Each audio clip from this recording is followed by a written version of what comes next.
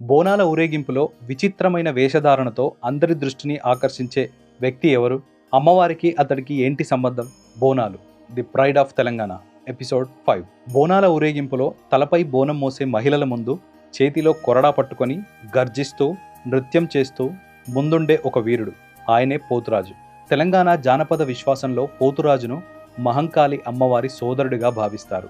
ఈ విశ్వాసం శాస్త్రాల్లో కాక తరతరాలుగా వస్తున్న జానపద సంప్రదాయాల్లో జీవిస్తోంది.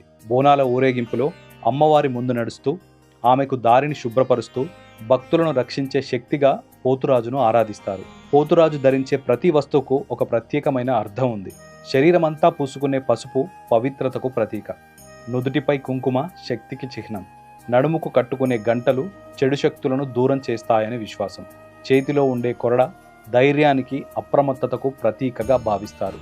ఆయన ప్రతి అడుగు ఒక రక్షణ భావాన్ని ప్రతిబింబిస్తుంది. బోనాల ఊరేగింపులో పోతురాజు ఎప్పుడూ ముందుంటాడు. జానపద విశ్వాసం ప్రకారం ఆయన అమ్మవారికి మార్గదర్శి, ఆమెకు రక్షకుడు, ఊరిని కాపాడే వీరుడు.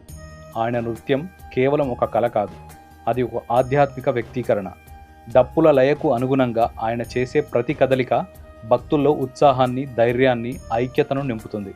పోతురాజు ఒక వ్యక్తి మాత్రమే కాదు, తెలంగాణ జానపద సంస్కృతికి ప్రతీక.